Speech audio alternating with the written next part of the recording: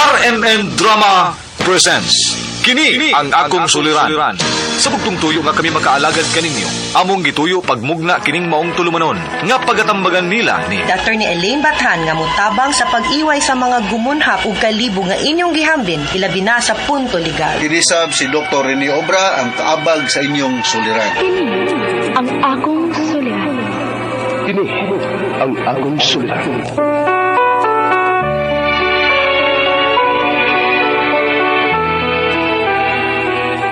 Sa atong pagkaymugso ng kalibutan, gikalawaan at ang daan sa atong suliran.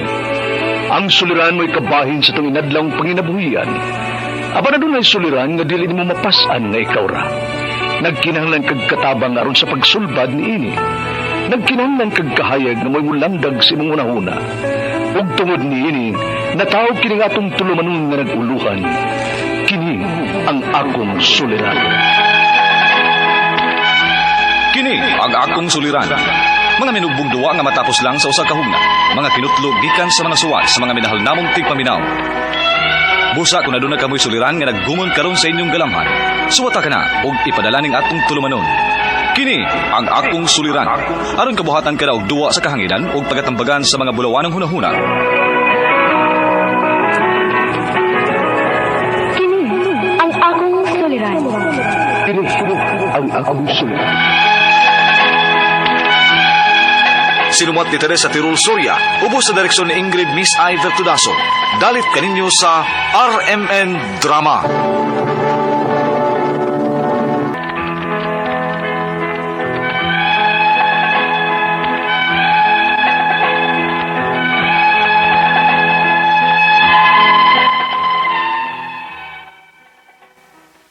Mayong adlaw kaniyong tanan nga nagpaminaw karon. Ning tulumanon kini ang akong suliran. Ilabi na kaninyo Dr. Rene Obra o Attorney Elaine Bathan. Ingon man sa mga artista nga maghatag og kinabuhi ning akong suwat suliran. Itago lang ko ninyo sa pangan nga Shirley. Hingkod ang pangidaron. Usa ka OFW. Di ako karon magbase sa gawas. Itago lang sabang akong address diha sa Pinas. Punto legal kini akong suliran. Digyod ni akong suliran. Sa ako kining boyfriend nga niya sa magbase sa gawas. Kalit man lang gud nga may nagpaila nga iyang asawa, aron inyong hisabtan, sugdon ko siyang pagpanguyab pa lang. Ingon inang mga panghita po.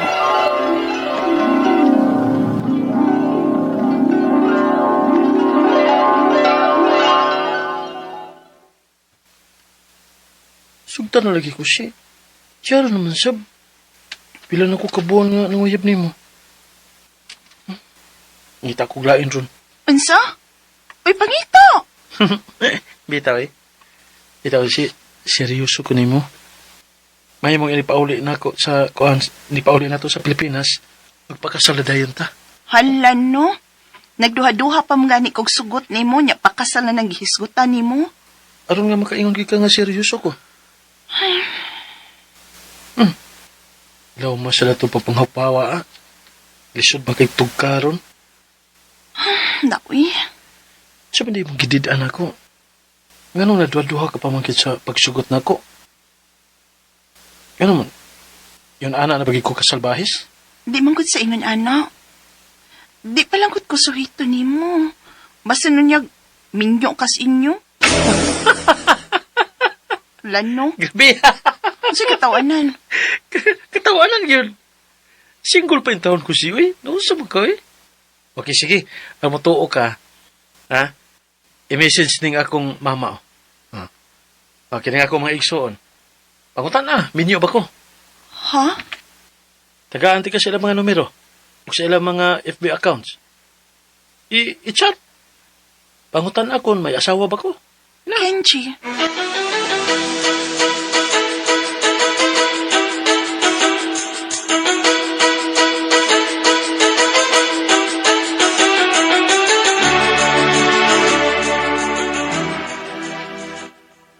Ay! Sila na ni Kenji. Die happy for you. Ay. Oh. Lo, nga nang ingon anak man imong reaksyon. May uyab ka na hinuon, nag-uol na ka. Napugos na kagsugot nga kabuutan adtong Kenji. Og dugay na sad tong naninguha ni mo, day. Yan, anong, sige malakag duha-duha niya. Huwag ka mahigog man ni Kenji. Naikugmaman. At bangon ka na ko siya matagbisita niya dinhi kung wa pa ko'y pagbati niya. Pero, unya ramang gudunta na ko siya sugta kung makapauli na Miss Pilipinas. Ay sos, kadugay pa na to mahuman sa tong kontrata dinis gawas, day. Og mas maayo sad ng lumalove life kasab dinhi sama nako. Aron kung ting day off, og manggawas ta, nasad kay ka date, oy. Bitaw. Pero, di lang yun ako kalikayan, uy. Wa pa magud ko masuhito niya. Ay, overrated ka ayo ka girl, oy. So, sa pila ka buwan niyang panguyab ni mo, wa ka pa masuhito. Na, ikuglabda siya. Ay, sige na, uy. Magplan na ta kung asa na sa tamulaag this weekend nga. Uba na si Kenji ni mo. Ay, excited!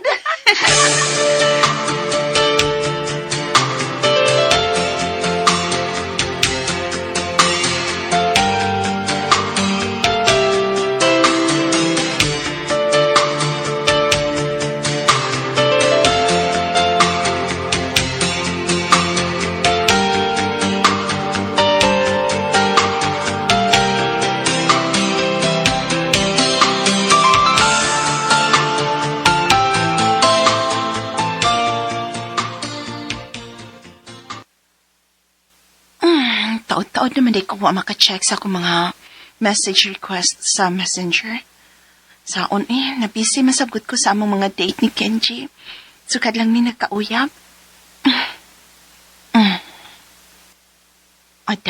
Daan pagit ko. May mga nag-message request na. Ni usay, ako din basahon, be. Hi.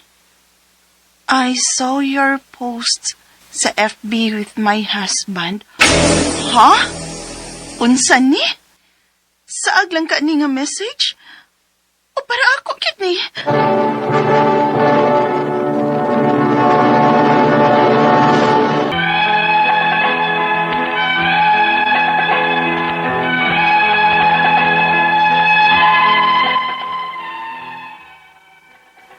Ang rason ko nga nung nagduha-duha ko sa pagsugot sa akong uyabron, nahitabo gyud nga nagduha-duha ko sa pagsugot niya kay basig minyo siya.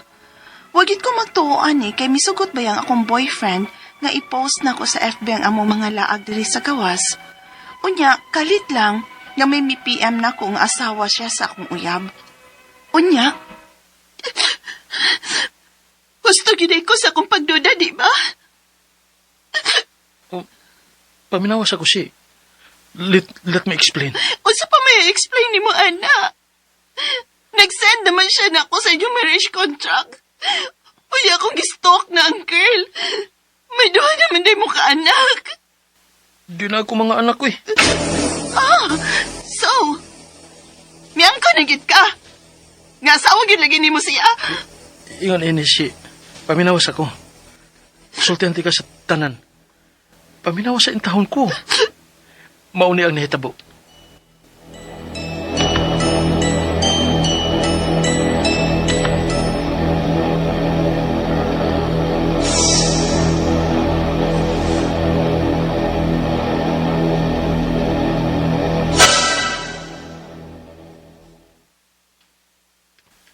OMG! Mayangon ana nga istorya? Imbis nga maglagot kong Kenji, naluoy na hinuon ko. Si girl na day ang may gusto nga magpakasal sila. Hala, uy! Giun sa mangka niya na pagtrabaho sa. Ngawa sila makasal physically, unya may marriage contract sila. Ay, nainumdum ko na si Ken. Nga sa diri pa sila sa gawas. Kay pareho sa palagi sila nga OFW. Gipangayuan ko na siya sa girl o pirma. Gipasuot siya sa limpyo nga papel. O, mauna tingali to ilang kipuhot. La, giforge sa girl ang perma ni Kenji? Basin. Kaysa tanang documents tingali alang sa pagpakasal, mo ito'y gigamit sa girl nga pirma. Basta kay silang pagpauli sa Pinas, o silang kaadlaw silang nag-uban, kay miuli na samlagi kuno siya silang probinsya. Unya sa adlaw silang kasal, wa siya mo nga. Milarga siya balik din is gawas. Di ba ingon ka may anak sila? Anak di ko to sa girls, so wa pa sila magkaila ni Ken.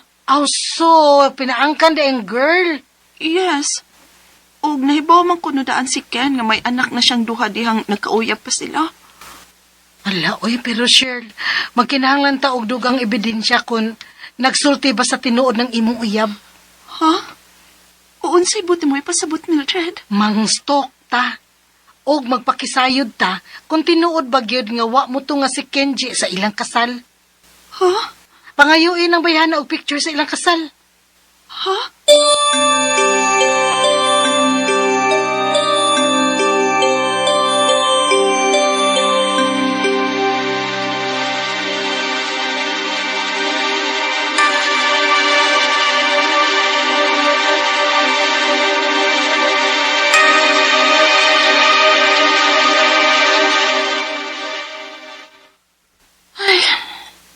Kakapoy ba nagipabuhat ni Mildred na ako eh? Kakapoy ba day aning mga stalk tas FB friends aning nagpailang asawa ni Ken? Oh, may message. Ang best friend na ni Girl. Yes. Usa ko sa witness sa ilang kasal. Apan wa mo to nga si Kenji sa ilang kasal sa huwis. So, tinuod ko di ay. Pero nga nung nakapirma man si Kenji sa ilang marriage contract.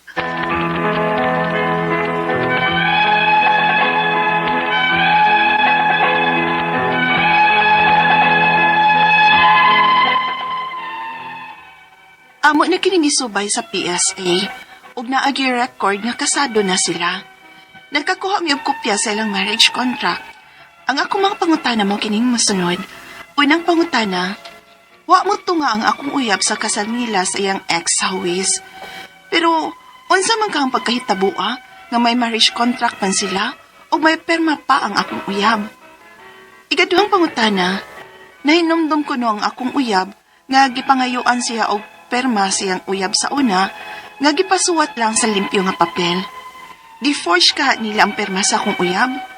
Kung tinuod man, makasuhan ba namo ang iyang ex ug ang nagkasal nila?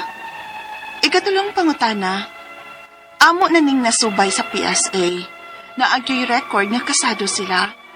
Nakakuha mi og marriage contract nila. Balido bigyan ning ilang kasal? Kung dili man, unsa man pag null and void ani? Magamit ba namong ebidensya ang screenshot sa among convo sa witness kunuhay nila sa kasal? Nga miingon nga wa mo tunga ang akong uyab sa kasal? Ug wa sab sila picture sa kasal? Ikaw pa to katapusan. Gusto ming magpakasal sa akong uyab karon. Unsa may among buhaton nga dili man mi makakuha og sanumar niya kay may record man siya nga kasado siya. Palihog, tabangi og tambagi ko. Kini ang akong suliran, Shirley. Mayong adlaw mga suking tigpaminaw sa ngan ni Dr. Rene Obra ug Attorney Eileen Bathan. Ako una si Radyoman Attorney Buin Alguno. Kita'y temporaryo nga ikauban ninyo karon sa ato ang tulumanon. Kini ang akong suliran. Atong patalinghugan karon ang problema ni Shirley nga dunay uyab ginganlan og Kenji. Si Shirley usani ka OFW. Ang problema ni Shirley kay gusto na unta silang magminyo ni Kenji. Apan si Kenji di ay dunay record sa Philippine Statistics Authority kun PSA nga naminyo siya sa iyang ex. Matod pang Kenji, dili kana tinuod nga siya naminyo sa iyang ex. Apan unsa bang kitabua nga na record naman sa PSA nga siya naminyo.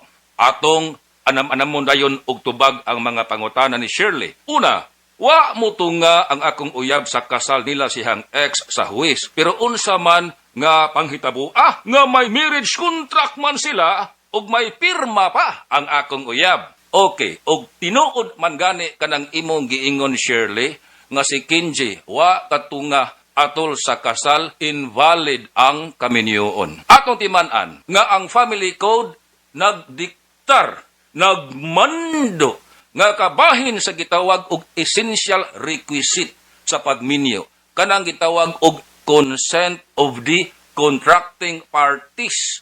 Atubangan sa solemnizing officer unsa man kini, kana bitaw na andan nga atong madungog sa drama sa radyo o makita sa telenovela nga ang kaslunon patanduon sa pare, dawaton ba o dili ang kapikas, mao kana ang gitawag og consent. Now, atubangan sa huwis, kinahanglan mo padayag og consent kini si Kenji nga iyahang dawaton isip asawa ang iyahang ex. Now, ugwa na nahitabo, invalid ang kaminyoon. Niingon ang family code, og dili gani makomply ang gitawag og consent of the contracting parties in the presence of the solemnizing officer, ang effect sa kaminyoon, void ab initio. Sa pagsugod pa lang, invalid na ang kaminyoon. Ikaduha nga pangutana, nahinumdum kuno ang akong uyab nga gipanguyuan sila og pirma sa iyang uyab nga gipasuwat sa limpyong papel. Giforge ka nila ang pirma sa akong uyab kung tinuod man, makasuhan ba namo ang iyang ex o ang nagkasal nila? Now, di ta kasiguro og giforge ba? Kay kinahanglan ato ang tan-awon og unsa may mga ebidensya ni ana. However, sa imuhang giingon nga gipapirma og papel og posible nga giforge ba, anang ipa-examine og document examiner. Kabahin kana sa ebidensya nga angay i-present katus korte kung ma-file kag kaso nga forgery. Doon na say deadline ang ato ang balaod kanus ara kutob maka-file ka og kaso nga forgery. Kanang gitawag og prescriptive period. I-review kana sa abogado og wa bata nalapasi sa pag-file og kasong forgery. But importante kayo ang findings or ang resulta sa examination sa document examiner. Asa man mamukuha og document examiner? Pwede adto sa PNP Crime Laboratory. Ipa-examine ninyo ang pirma kana og naaman. Dunay mga requirements pod ang document examiner kung pila ka mga pirma ang gikinahanglan para pagtan-aw og gipiki ba uwa ang pirma. Now, ikatulong pangutana. Amo na ning nasubay sa PSA na agi record nga kasado sila. Nakakuha mi og marriage contract nila. Balido ba gyud ning ilahang kasal? Kun dili man unsaon man pag null and void ani, magamit ba namong ebidensya ang screenshot sa among convo sa witness kunuhay nila sa kasal nga niingon nga wa muto nga ang akong uyab sa kasal ug wa sab sila'y picture sa kasal. Okay. Og ni tatak kana ang marriage contract sa record sa Philippine Statistics Authority, paminaw Shirley, bisan pa man og ang atong pagtuo kana invalido, dili automatic nga ma-invalid kana sa balaod. Ang unang tan-aw sa balaod kay nitatakman ang marriage contract sa Philippine Statistics Authority, mao kana ang tinuod. Now, ato ning sumpayan karong taud-taud ang mao nga diskusyon. Arita sa sanga sa imuhang pangutana, balido ba gyud ang ilahang kasal? Sa ako nang giingon, ang unang tanaw sa balaod valid kay nitatakman sa PSA. However, kinahanglan pa nang i-question nato ngadto sa korte. Magamit ba ang screenshots? Yes, magamit ang screenshots provided nga kadtong device nga gigamit sa screenshots ma-present kadto sa korte. Panalitan ang cellphone nga maoy ni record sa screenshots. Itandi kana ngadto sa korte og ang gi-present ninyo nga papel nga dunay screenshots sa convo na apabakana na save sa cellphone or any device nga gigamit sa pag-screenshots. Ikaapat nga pangutana, gusto ming magpakasal sa akong uyab karon, unsa may among buhaton nga di man mi makakuha og sinumar kay duna man lagi record siya nga kasado siya. Okay, mao na ni. Kinahanglan pa nato nga ipagdeklarar nga null and void ang kaminyoon ni Kenji ngadto sa iyahang ex.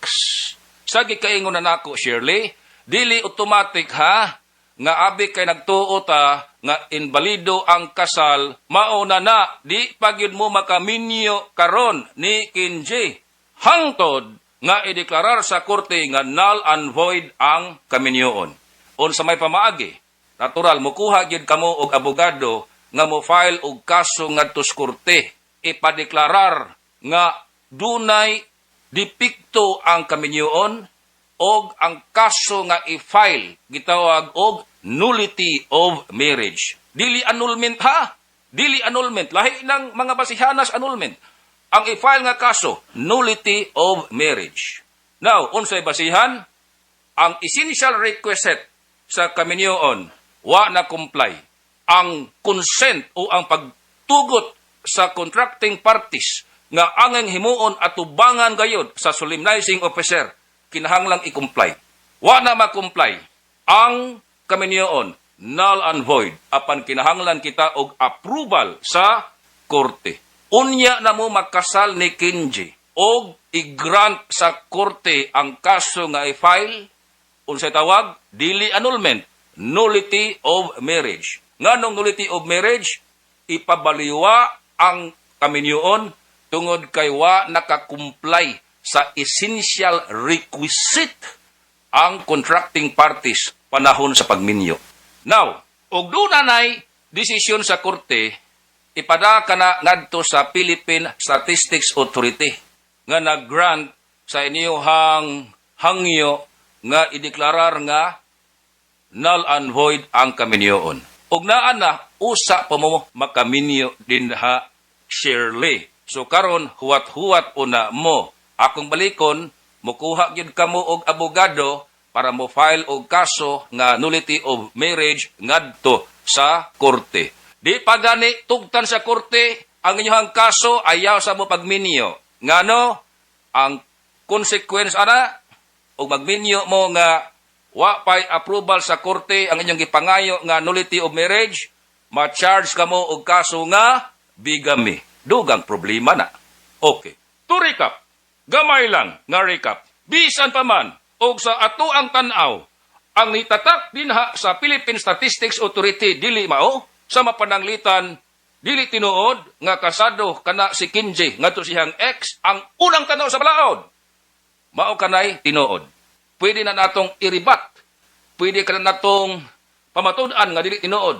Apan kinahanglan pa nga mo file kamo og kaso ngadto sa korte. Bisan ang kaminyoon sa pagsugod pa lang, null and void. Bisan wa ni subay sa saktong proseso o wa ni igo sa balaod sa kaminyoon ang kaminyoon.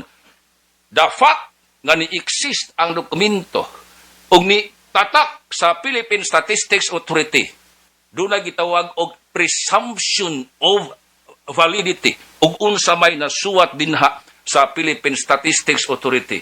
Ang remedy, again, you will file an action for nullity of marriage. Ipadeklarar una sa Korte Shirley nga invalid ang kaminyoon ni Kenji og sa iyang ex og mo sugot ang Korte dinhana. Happy together na mo ni Kenji kay pwede na mo nga magminyo. So, kana lang una, salamat kay Shirley sa imuhang pagpada sa imuhang suliran. Unya sa nga ni Attorney Eileen Bathan o Dr. Rene Obra. Ako si Radyoman Attorney Boyen Alguno. Nagpasalamat sa inyong pagpaminaw. Maayong adlaw, Pilipinas!